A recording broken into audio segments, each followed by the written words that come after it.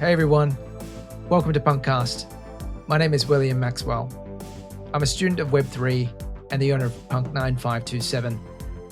CryptoPunks are 10,000 uniquely generated characters stored permanently on the Ethereum blockchain. No punk is the same. This is a show dedicated to celebrating the punks behind the punk. My hope for this podcast is that we capture the essence of the punk culture, elevate the brand and the individual behind the punk. One last thing. Projects discussed on the show is not financial advice. Crypto and NFTs are a volatile and risky asset class. Please always do your own research. Other than that, let's go. Hi everyone, welcome back to another episode of PunkCast. Today we're back with Punk5324 with three Atties. He's got a headband and nerd glasses and the iconic mustache just like me. In real life, he's an award-winning new media and crypto artist, writer and crypto art historian. Please welcome Martin Lukas Ostachowski, or MLO, to the show. Martin, how are you, man? Very good, Max. Thanks for having me. No, thanks. Curious to sort of unpack this story with you. I've been seeing some of your tweets and your posts, and it seems like you've been around for a while. So it'd be great to sort of hear about your story and how you got to the space. But I guess just for reference for everybody, like maybe you can just share a little bit about yourself and your background, where you're based, and everything sort of leading up to and before crypto. Sure. So I'm Martin Lukas Ostachowski, or MLO.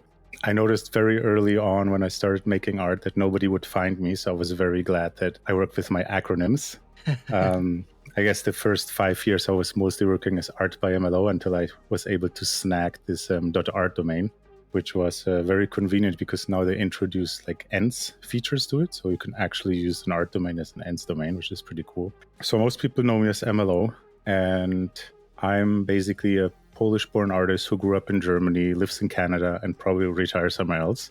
I was about 4 years old when I entered my first plane, when my parents basically fled communist Poland. I was born in an area which was Germany before the war, and it became increasingly difficult basically to stay there. So I ended up growing up in Germany, went there to school, and there I basically hit very early on digital art or new media.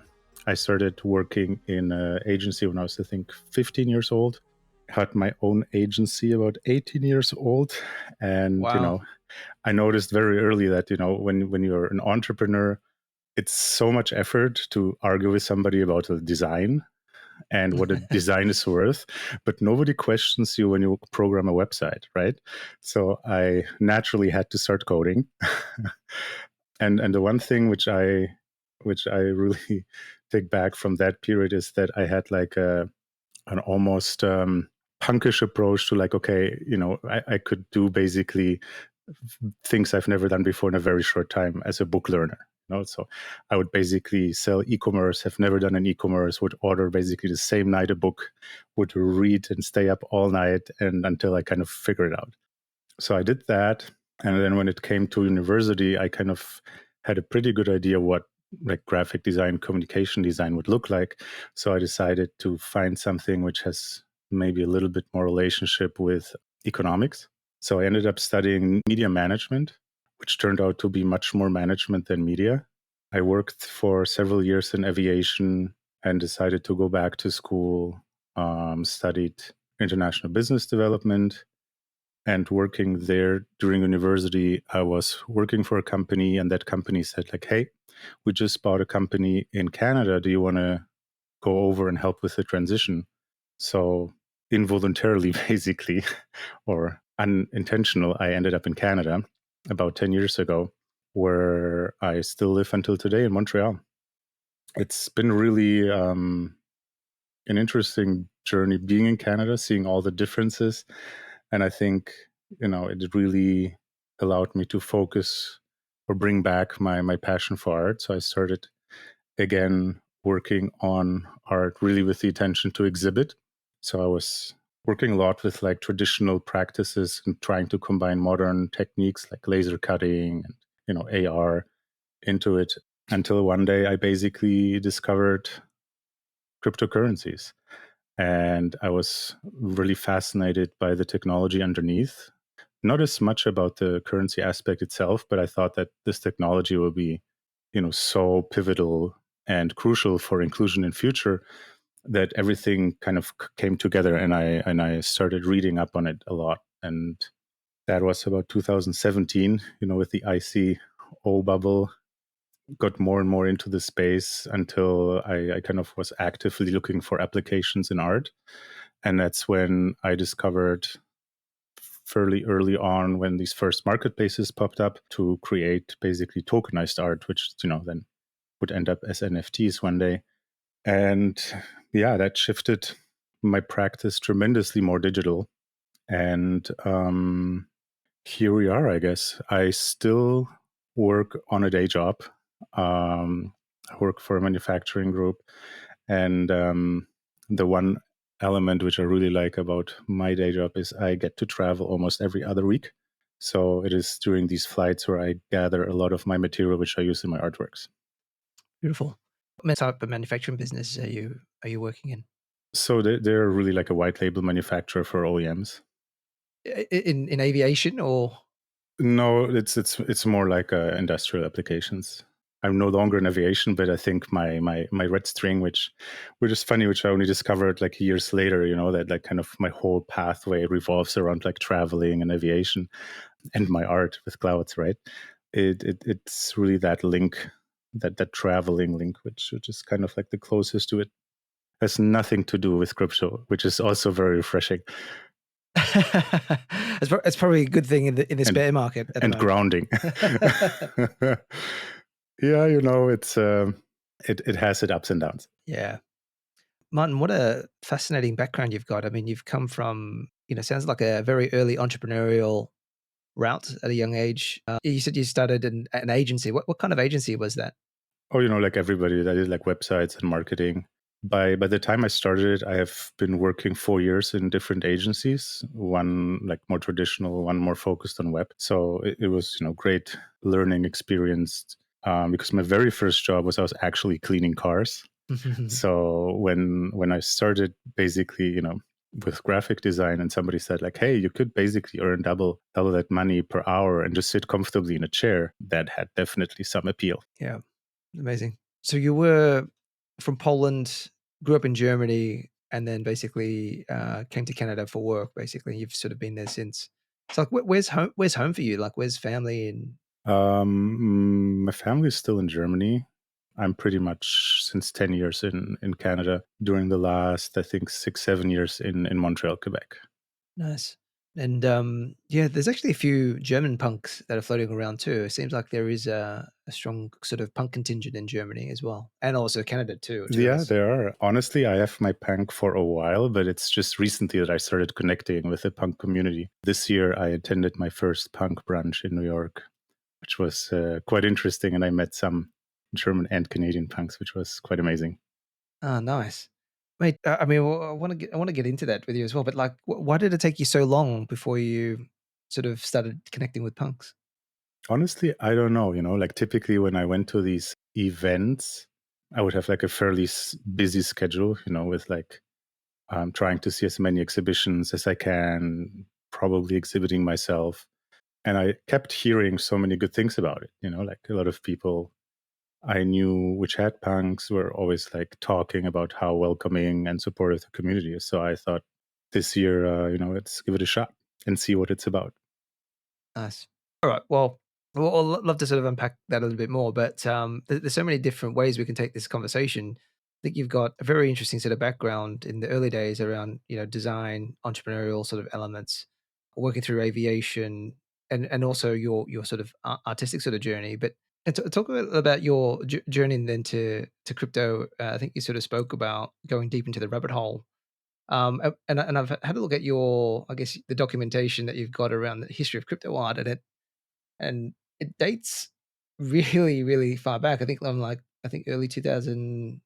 First article was 2010, Yeah. but you were covering Bitcoin and stuff quite early on in like 2012, and documenting some of this stuff. At what point did you get red pilled into a crypto? Well, I really came from the art side, right? Like I started making NFTs in 2018, really had to focus on Ethereum in the beginning. And as you try to unpack more and more, you really discover that there's so much more to it, right? And I guess haven't seen the ICO bubbles going up very close. I kind of had the focus really on the main currencies like Ethereum, Bitcoin, fairly early on, and try to basically be like a sponge and learn everything I could about it, right? But for me, it was always the art angle, which was the most fascinating. As an artist, I was just curious to see what was done before. While it sounds a lot intentional, but really, when I started making my first NFTs, I kept blogging about it, right? Trying to basically explain the concept that I'm now making JPEGs and trying to sell them. And as I did, I had the opportunity to exhibit here in Montreal in 2018 at the Canadian Centre for Architecture. They had a call for blockchain artists, and I was like super excited to meet other people who are making art with blockchain and Bitcoin. Much to my disappointment, I ended up being the only one. And in preparation for that event, I was spending months working on like digital visualizations, right? Like using live data and trying to make generative pieces, preparing an artwork for that event, which was well received. But I discovered after the event that, artists like Ria Myers did something like that 4 years before me. And I noticed that, okay, if you want to really spend a lot of time on something which you think is innovative and new, you just need to know what happened before. And that really opened up a whole new dimension of what has happened before, right? Because back then when I started, I think I started researching it intensely like in 2019. I published the first version of the timeline in around 2020, I think it was April or May. And from there on, it just keeps growing and growing, right? It's like you discover one event and that brings you to another 10 artists and another exhibition and another project. So it's kind of like a treasure hunt which doesn't seem to end, which is very poorly documented, right? Which is why it's so time consuming to do that, is because a lot of the only trails you find are like in forums or Reddit threads. So that's also one of the reasons why I'm maintaining that on my website, is because we tried with some other people several times to build this timeline in Wikipedia. But as you might know, Wikipedia is very anti-crypto. So they would just brutally censor everything and just, claim everything. This is not a valid source, and then just toss everything overboard. So after a few times, I just said, you know what, I'm just going to post it on my website, do it publicly, but I'm not going to bother with it anymore. Oh wow! But just out of curiosity, why I didn't realize Wikipedia was so anti-crypto. Is it so basically anything you try and write on Wikipedia, they just censor and block? I don't know. I think it is in general anti-crypto sentiment because, they're fundraisers. They had, I think, a vote to not accept crypto in donations, which is kind of mind-boggling, right? Just given how many people would have been willingly, and happy to donate a little bit. But I guess it's an overall sentiment. And I think in a space which, is fairly dynamic, which, a lot of the resource, it's not a very well documented space, right? We don't have like a broad amount of resources or like publications which, have some sort of reputation, which would, I guess, qualify to the standards what Wikipedia likes to adhere to. I don't know if it's like not taking it seriously or thinking this is just a temporary thing, or just is it still the bad connotations from the time it was around like Silk Road, or I really don't know. But I just felt that their vote to be really even against crypto donations was kind of revealing to me. And man, I'm looking at some of your collections on Super Rare, and I think you've dropped on Known Origin, Maker's Place, I think Art as well, very very early on in the piece in 2018. Way before 2 or 3 years before the crypto bull run actually came along. Which one was your actually first NFT that you actually created? Was that on Super Rare or? It's funny because for a long time I forgot, and that's really because it's so. You think Bitcoin or crypto, everything is like documented with timestamps, but the early years of these marketplaces to mint an artwork was not a blockchain transaction. You actually had to send pictures to the marketplace, and they would take care of the minting. the self-minting process that came, I think, almost a year later. So in order for me to look at it, I kind of assumed initially that it was the super rare pieces, but it was actually non-origin. But non-origin had the mint basically occurring at the sales point, right?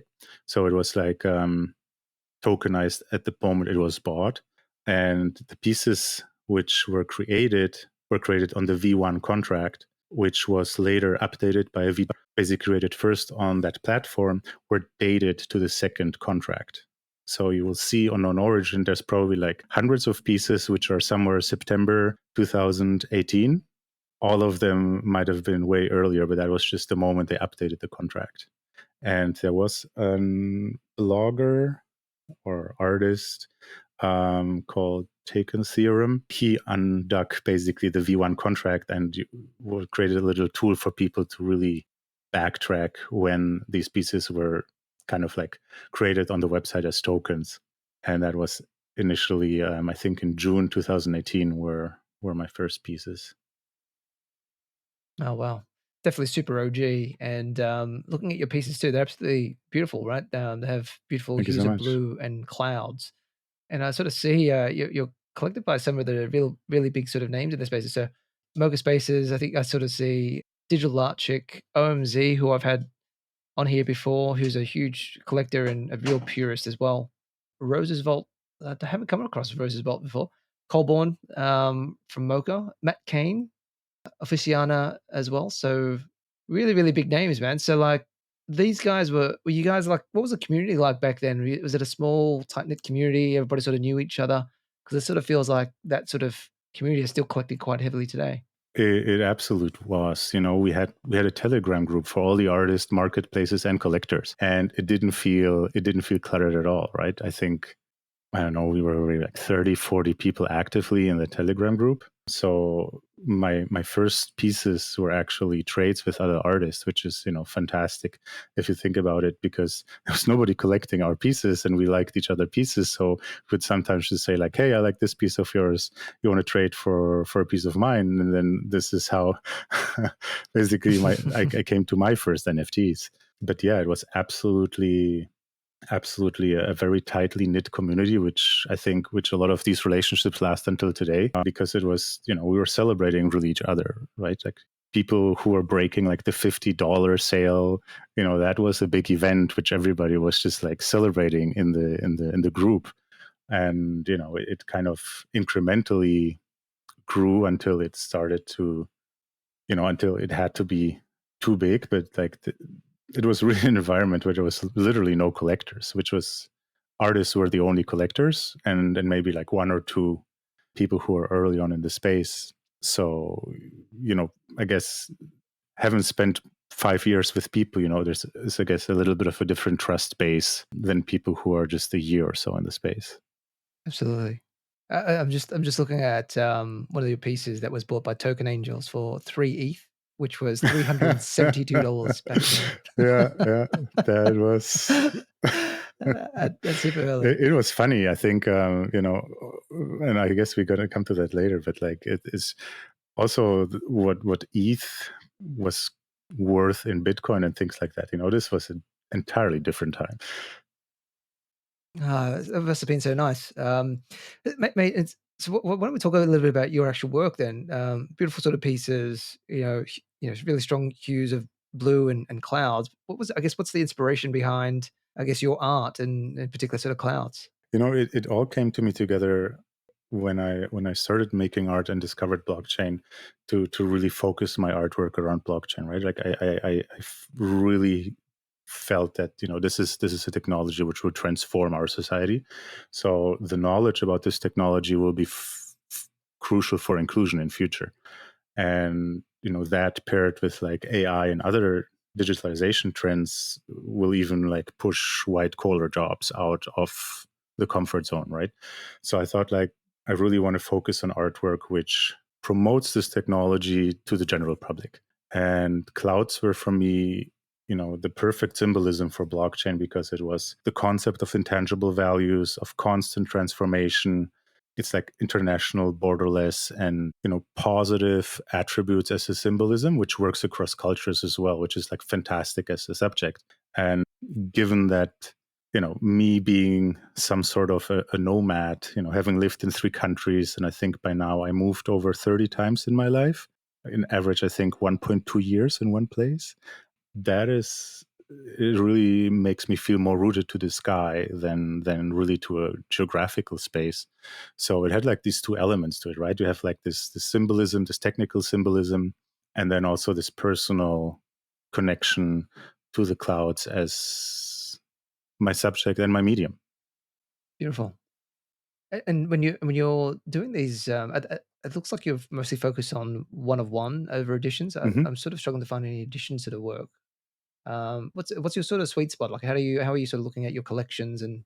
Both, but yes, mostly one-on-ones. And even in print, I used to work with very small edition sizes, like 5, or sometimes, I think that the highest I did was like in print was, I think, 21. I guess I always prefer to have, I love like to reference even like in little details, sometimes the prizes reflect a date or have like a direct relationship to the piece. But yeah, I think that for me, one-on-ones were just interesting, and editions were something which I did less. But I think moving forward, I changed a bit my opinion, because back then there was this whole discussion about like scarcity. And I think when I first started, I guess a strong opinion about like, longevity and like, how much can you tokenize. So I thought like less is more. And, I work a lot on these pieces. Some of them take 2 or 3 years to just gather the material to create them. So I thought, a piece like that, which I would spend so much time on, that should be a one-on-one and not an edition. I guess over time, I really came to the realization is that, it doesn't matter. It was a self-imposed, basically, limitation.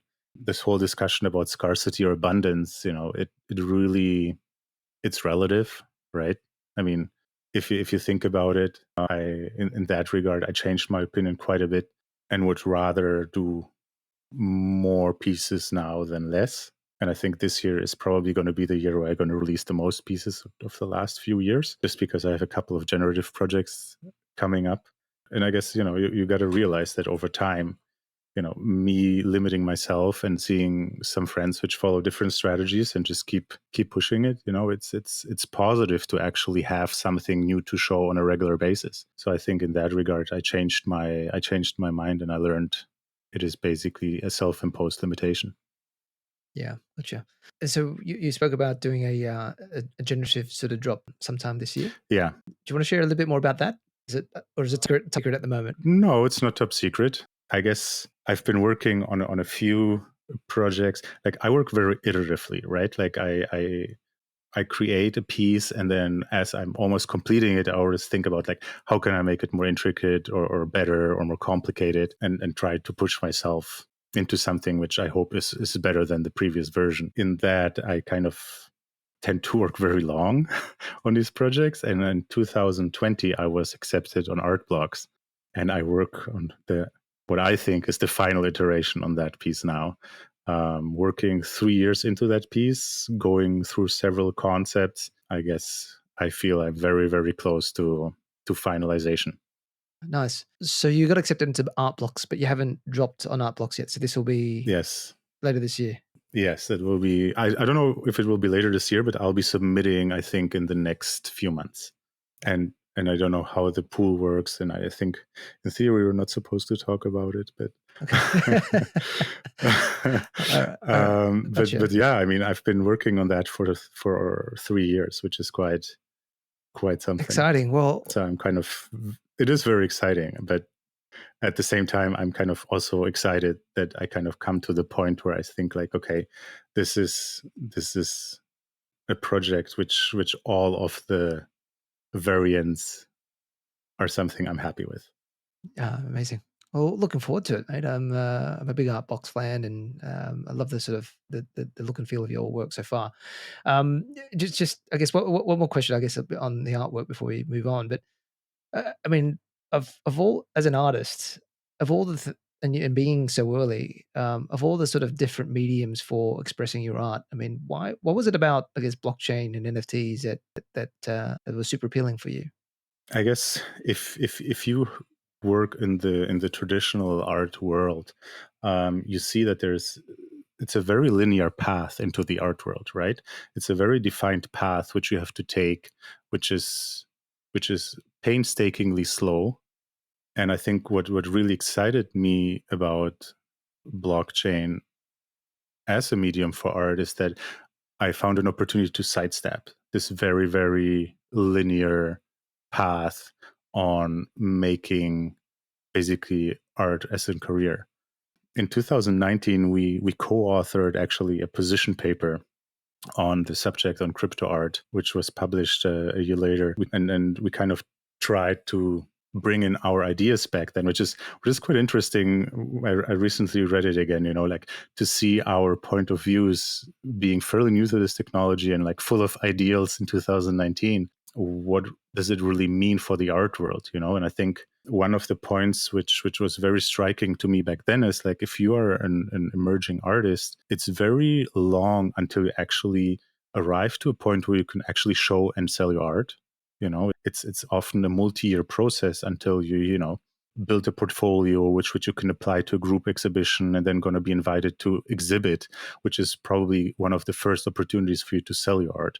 And here you have basically an alternative which hopefully will prevent that so many people are giving up on their artist practice, because it just takes a lot of time, and for many people it's not sustainable, right? Gotcha. So I think that was one of the elements which I thought, like, this is fantastic because it can really fund early career development for artists. Gotcha. Makes a lot of sense. Yeah, and obviously, all the points which I guess are more known, the idea of like provenance, and for me it was really like, I was excited seeing the idea of tokenization as like a vehicle to bring digital art world into the traditional art world. It was kind of the paria before. Nobody. If you wanted to exhibit your art, it was like such a difficulty. But if you wanted to do something with digital art, it was like virtually impossible. And I thought that this is a technology which might change the landscape. Now, did it really bring digital art into the traditional art world? I would say 5 years later, no. But at least we created a new set of collectors, and if you want to, a new part of this market which did not exist before. And I think that is something which is exciting from the standpoint of previously dominantly physical art space. Yeah. How do you think the traditional art world looks at NFTs and the whole space at the moment for art? It's hard because there's people who are, I guess, thinking this is exactly what they expected. Values go down, the interest is declining. It was just like a short-term hype. There's people who are, seeing it at, this is just the beginning. This can really transform. I think reality is a lot of people in the traditional art world still really don't care about it yet. If you and I go to contemporary art fairs and exhibitions, there's still such a little overlap with digital arts and NFTs, that it's like, it feels like we didn't really break into this at all.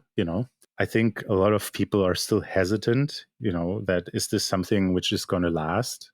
If you look at it, the contemporary art market is very small in comparison to like modern art, right?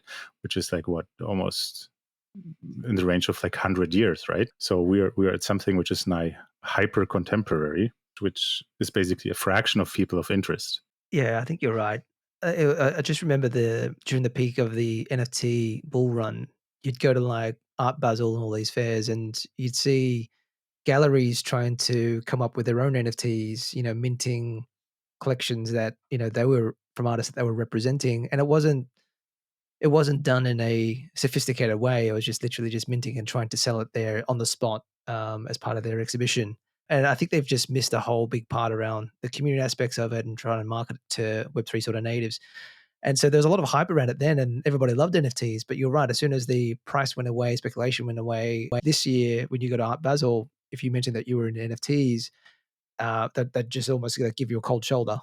So it's like, so you're right. I think there's it hasn't really.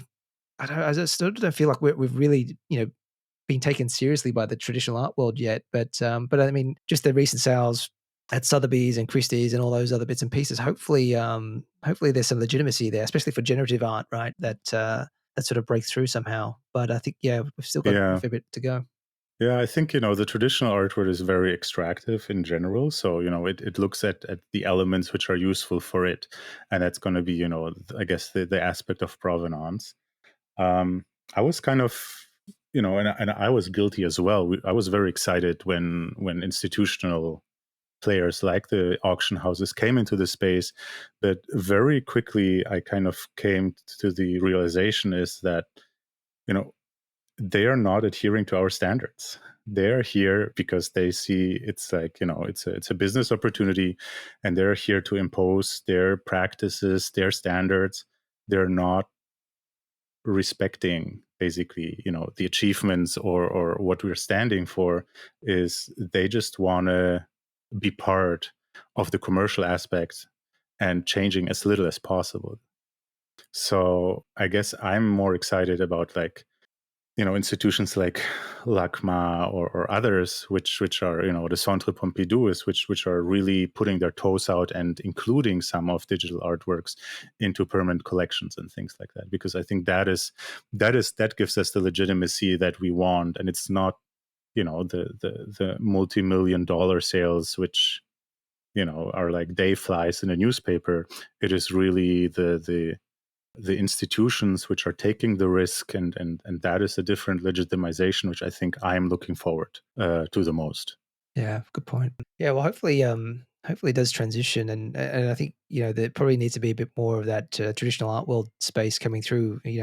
Some of the curators transitioning from traditional art to writing about digital art as well, and maybe some of the stuff that you're doing as an art historian helps tell that story too. Because you're right, there's probably not a lot of that in the space, right? So all good stuff. But, yeah, so maybe we'll have a chat about your punk story then. When was your first CryptoPunk that you bought? Is this the one that you have now? Yes, it is. It must have been July 2020. July 2020, and it was about a month after I made my first non-art NFT sale.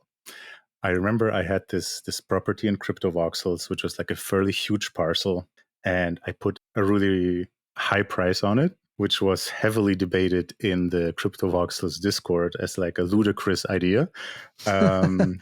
People were laughing at me, thinking like, "What an idiot!" and and I was smiling, I was laughing. It's like, what's the word? So yeah, he just lost sense of reality. But one day I wake up and it was sold, and that really allowed me to expand into other metaverses. I bought a parcel in Decentraland. I bought parcels in Somnium. I bought some art, and I was able to pick up a couple of pieces, which I thought would be interesting to own. And punks back then were around the common punks were around the 1 ETH range, which back then I guess were still kind of expensive, like in the sense that nobody would have expected, where it will. I'm looking at the timestamp now. You paid 1.1 ETH, which was $256. Yeah, but you have to think it in comparison, right? Like I was selling artworks for $30. I had to sell a lot of art to buy that punk. That's true. It's all relative, but yeah, no, I think nobody would have expected, I guess, that it happened so fast, so significantly. But yeah. So why what made you buy a punk? I guess it was already, like I heard a lot about the community. I think by then I had the chance to meet briefly Matt and John at an event in New York. I kind of got around it because, to be totally honest, initially I wasn't that interested in them, right? Like I saw them. I guess I didn't fully grasp the concept. I back then I didn't have probably the overview of how NFTs and blockchain are developed to really appreciate it for what it is. To my parcel, I thought, what, it's I hear a lot about the community, even though I've never been really part of it. why not just take the leap of faith and just get one, And later on, when I really dived into it and see, like how influential this project was, I was like, okay, that was not a bad move back then.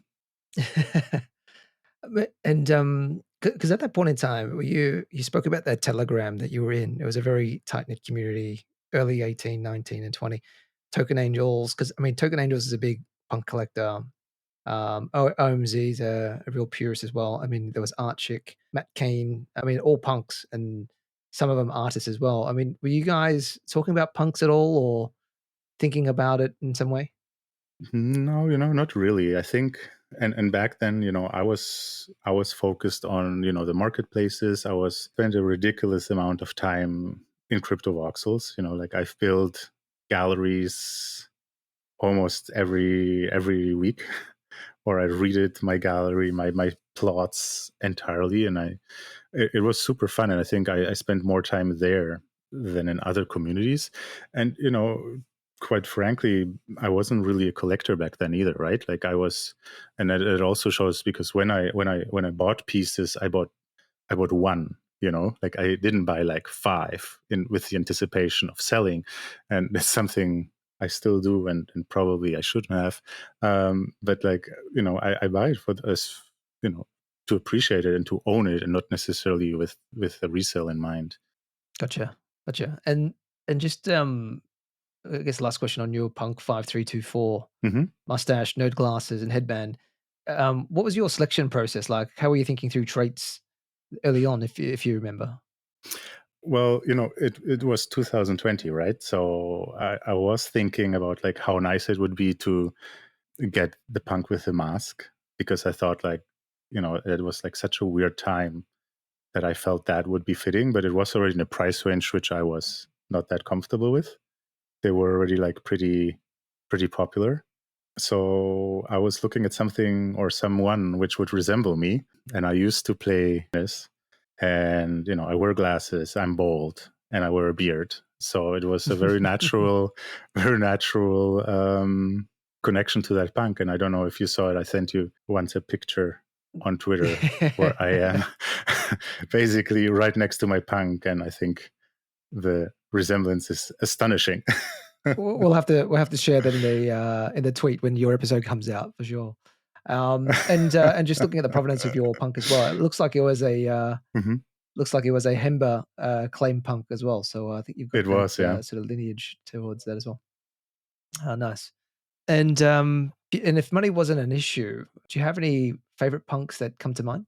I think just for the time it was, and for the time I was interested in, I would have definitely opted for the mask. I think it was Yeah. such a important time, I think, for crypto, because despite all the craziness we were experiencing on our streets, it all pushed us digital. It all pushed us into the space. We all found sanity, I guess, in this space. So for me, a punk with a mask would have kind of really commemorated that period in a way that it would have been nice. I get you. I mean, if you look at it, I mean, it's quite amazing. I mean, this was a collection from 2017, and to include something like the COVID mask in hmm it, it's kind of creepy, right? In that they Yeah. felt like they had a bit of foresight into it, and also the VR glasses too, with the Vision Pro hmm coming out next year, and the metaverse angles and everything else. And so, be curious to sort of think, ask Matt and John what they were thinking when they were creating the collection. Maybe we could get them on at one stage. And like, how do you sort of see punks now? Are they art to you, or just a collectible? No, I think they are for me art. They're for me a milestone. I think when I think of the history of crypto art, I see like a staircase, right, where things build up on top of each other, and that was definitely an important step, which was influenced by others and which influenced a lot of others after. In that regard, it's probably more conceptual than it is artistic. You know what I mean? But it definitely, I would see it more like as an art work than a you know intentional collectible. Gotcha. That's good. I think most of us are seeing it in the same way. And as an artist yourself, like, which kinds of collections or pieces of art in the NFT space are sort of that come to mind as your sort of favorite? Collection of art, like I kind of always appreciated projects and artworks which are artist led. Like I had this discussion with other people that I don't believe in founders. Like a founder for me is someone who works on projects, on ideas, right? Who can pour a lot of sweat and interest and heart into it. But at the end of the day, projects get abandoned, projects get sold, projects fail. And for me, artworks which are led, or projects which are led by artists, it's the artist behind it, And for an artist, there is no failure. You are the artist. You build your, maybe your entire lifetime to build up your name. And if you release a project, you stand with your name for that project. So I was always more fascinated and comfortable looking at projects which are really artist led, because I felt like here I'm supporting, I'm investing in an artist and not in basically a business idea. Yeah, it's ever more so true in a bear market, right? I think a lot of these projects are losing a lot of money, probably going to zero. I'm not sure what they do with it or where they can go with it afterwards. And I guess all you're left with is in some ways the NFT or the artwork, right? Yeah, and I think even as an artist, if it goes to zero, it's still your child, right? If these projects run out of funding, like how big is really the community around them? Like how many people are say like, I personally identify with this so much that I support it regardless. And I think that's what we're seeing right now. Absolutely. And do you have any favorite artists of your own that you like or are looking at? A lot of them, and I would not want me to get into trouble and mentioning some and not others. But I am definitely still very close connected to people who have been in the space with me for a long time, because we have seen collaborated and shared the ups and downs more. So I do have definitely a little bit of a fable for people who have been with me for a long time. Gotcha. And if you were to look across, I guess, the punk community, do you have any favorite punks that come to mind? Many. If I would have to pick, I guess there's two which I find interesting on that point. It's one is definitely Token Angels for me. He's a surprisingly underrated collector and patron. A lot of he has been influential in many, many ways, and yet nobody talks about it.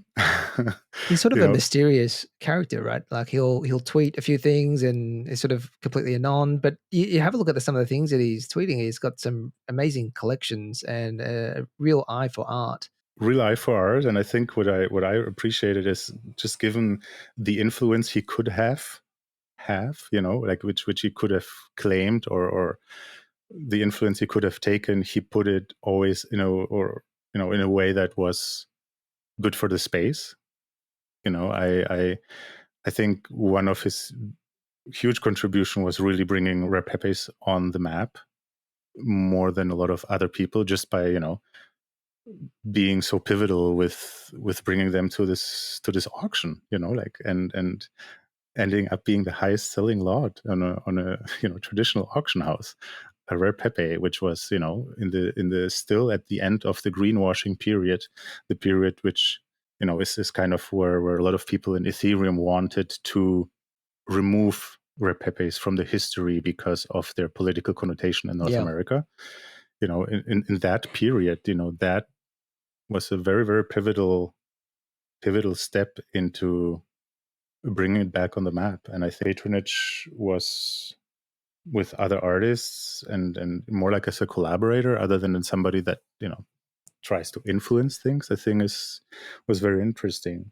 One person which is also very worth mentioning for me is definitely Snowfro. I think other than all his contributions for generative art, I think he was also pivotal in bringing the punks on chain, right? And funny, I think a few years ago I spoke with him at NFT NYC, and it was such a interesting moments because we knew each other from crypto voxels, and and he told me that my gallery was one of the first art galleries he saw in crypto boxes, which was so funny to think, that people actually paid attention back then, when it was such a niche of a niche of a niche with just so few people. Yeah. Absolutely. Yeah, Snowflake has always been a favorite. But you're right. I feel like Token Angels is sort of like an unsung hero. Mm-hmm. Not a lot of people speak of him, and he probably keeps to himself a little bit too. Would you know much about him and much of his background? Like, is he from the traditional art world, or without giving too much away, if he wants to sort of stay anonymous, of course? Yeah, But I think I wouldn't want to say anything which would make him uncomfortable. Like I had the chance to meet him last year for the first time after chatting and speaking with him for many years, which was a very, very great and positive experience. So I wouldn't want to maybe say something yeah, I got you. which would make him comfortable. But hey, maybe you want to get him on the podcast. I think that might be an interesting chat. Yeah, absolutely. We'll try and do that. And if you had to describe punk culture in a few words for you, like how would you describe that? I would have to basically say that I have not been very involved in the punk community before, right? So I would have to approach it more from an observer or for somebody who, is basically looking at it from the sidelines than necessarily being like, an active, long standing member in it. But I would definitely look for, like a group of some sort of like-minded supportive people who are some sort of risk takers and approach that with an interesting mix of like fun and seriousness.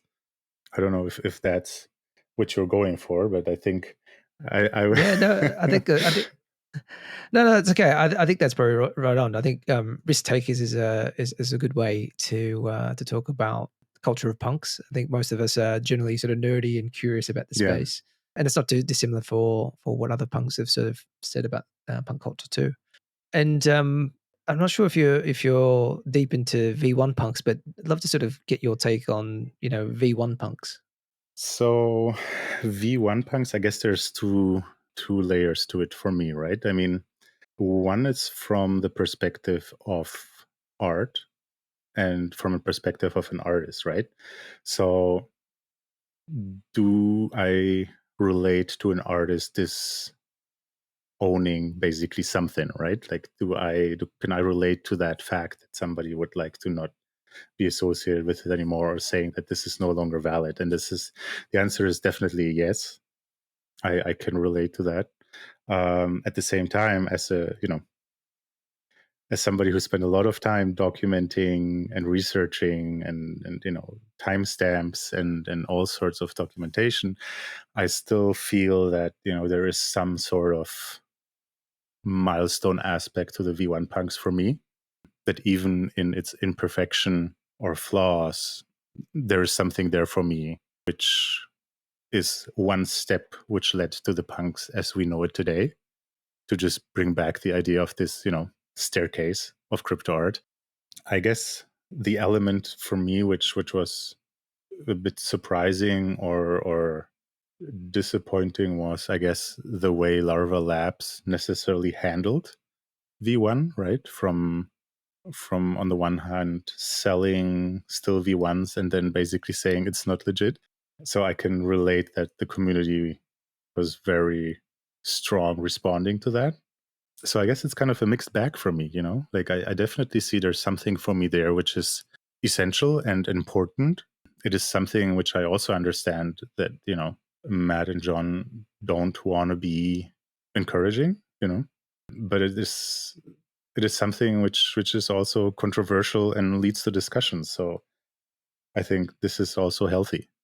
Yeah, I think you hit the points on the nose. So probably agree with all of those points you made. It is definitely a mixed bag, but also at the same time, it keeps the punk story interesting, right? And attention on punks, and that conversation keeping going and discourse going for the long term, right? Yeah. So which is also seen as a positive thing. And how do you feel about the Yuga acquisition when that happened?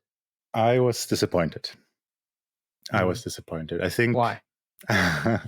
Well, I think at that stage, CryptoPunks achieved already some sort of status, which was, they basically made already their point or their mark in the history for me, right? Punk was like highly acknowledged, already exhibited in traditional art settings, exhibited projects. It has led to some sort of, volume or fortune, which was considerable, I guess. And I understand that, as the V1 controversy led to a very, very difficult environment for Larva Labs, for it to be interested in maybe, but for me, I would have really appreciated it in a form of either a DAO or like saying, you know what, it is the community which helped shaped us this project. We're going to give it back to the community as like, giving away the IP, for instance, to the community or something, and saying like, we are no longer maintaining it, we're no longer taking care of it, but for the good, the bad, and the ugly, we're giving it back to the community, which helped shaping it and making it stand out so much in the past years. So for me, Yuga Labs is a project. It's not an artwork. So in that regard, for me, it was a step away from art, going into something which is more like, a commercial avenue, a marketing avenue. And in that regard, I found it sad. Yeah, makes sense. And I think a few punks shared that sentiment as well. Especially, actually, Token Angels is quite vocal about that when it sort of came out too. That's cool. And sort of the last question for you. If you could pass on a message to the next owner of your punk, 5324, what would you like to say to them? That is an interesting question. I think I can imagine several scenarios, from like, lucky bastard who probably hacked me, to to maybe just being extremely grateful and thanking them, because maybe that's one day the one step which allows me to focus and going full-time into art. I guess if I look at the pieces I've collected, the punk is definitely not something which I would like to part if I can avoid it. But I guess if I would have, the knife on my chest and seeing like, okay, that departure would allow me to really go comfortably into being a full-time artist, something I've been working on for over 10 years. I guess it's always situational, right? So maybe I would be saying like, hey, I appreciated this piece of history, and I hope so do you. Perfect. Beautiful. Well, Martin, thank you so much for joining PunkCast. This is a fun episode to do with you, and love sort of unpacking your story and hearing your takes on art and how OG you were sort of in the space. And it's, for me, it's always great to hear purist artists like yourself, being part of the punk community, because I think it says a lot about punks themselves too, right? If artists are choosing punks as a collection of their choice as well. But yeah, lovely sort of meeting you, and look forward to seeing your generative art block drop soon. Any final, I guess, closing comments, and what's the best place for people to find you? Yeah, thanks for doing this. I really appreciate it. I've listened to several of these podcasts, trying to, piece together and get a little bit behind the scene of people I've been following closely or less closely. So it's very exciting to kind of, get a little bit of a head start on a couple of people which I hope to meet. And people can find me on my domain MLO.art, which is also my Twitter, Instagram, what's so on. The dot is in social media spelled out, so it's MLO.DOTART. Thanks again, Martin. And guys, that wraps up another episode of PunkCast for the week. We'll be back next week with another punk. Bye for now.